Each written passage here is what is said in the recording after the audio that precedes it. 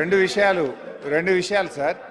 ఇప్పుడు ఎజెండా అనేటువంటిది బీఎస్సీలో మనం డిస్కస్ చేసి అన్ని రాజకీయ పక్షాలను కలుపుకొని ఓ సాంప్రదాయం మనం పాటిస్తాం అధ్యక్ష. మీ సమక్షంలో నిర్ణయం జరుగుతుంది.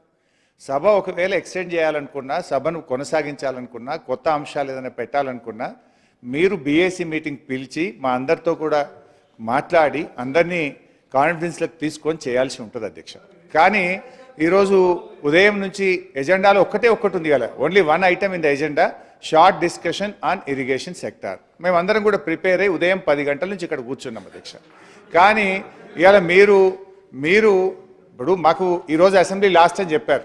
మేము నిన్న ఈరోజు కూడా లెజిస్లేటివ్ అఫైర్స్ మినిస్టర్ గారిని ఉదయం కూడా కలిసి అడిగాం, శాసనసభ రేపు ఉంటుందా, ఈరోజు డిస్కషన్ ఉంటుందా అంటే ఈరోజే ఉంటుంది, ఇవాళనే లాస్ట్ ఎజెండాలో ఇచ్చినాం, వీఆర్ ఫాలోయింగ్ ద ఎజెండా అని మేము శాసనసభ మంత్రి గారిని అడిగితే ఉదయం చెప్పినారు. మధ్యాహ్నం 1 గంటకు కూడా పోయి వారిని కలిసి అడిగినాం. మేము యాక్చువల్గా విప్పులు లెజిస్లేటివ్ అఫైర్స్ మినిస్టర్ వచ్చి మాతో కోఆర్డినేట్ చేయాలి. దురదృష్టం ఏంటంటే మేమే వెళ్ళి వారిని అడిగినటువంటి పరిస్థితి ఈ సభలో చూస్తూ ఉన్నాం.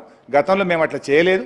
అయితే మధ్యాహ్నం కూడా పోయి కలిస్తే ఎస్ ఈ రోజే ఎజెండా ఫాలో అవుతాం, ఇవాళనే డిస్కషన్ ఉంటుంది అని వారు చెప్పారు. ఇవాళ అసెంబ్లీ లాస్ట్ అని కూడా చెప్పారు. దాన్ని బట్టి మేము రేపు వేరే ప్రోగ్రామ్స్ ఏదో పెట్టుకున్నాం.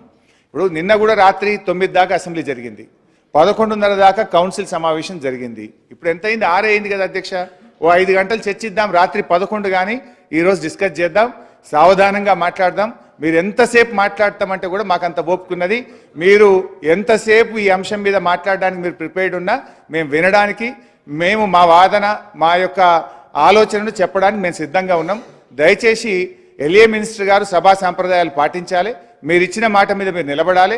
ఈరోజు ఉదయం నుంచి 2 సార్లు కూడా ఈరోజే డిస్కషన్ అవుతుంది, ఈరోజే మాట్లాడదామని మీరు మాకు మాట ఇచ్చి ఇట్లా మీరు సడన్గా మారిస్తే ఇది సభా సాంప్రదాయాలకు మంచిది కాదు. We follow certain procedures, we follow certain practices.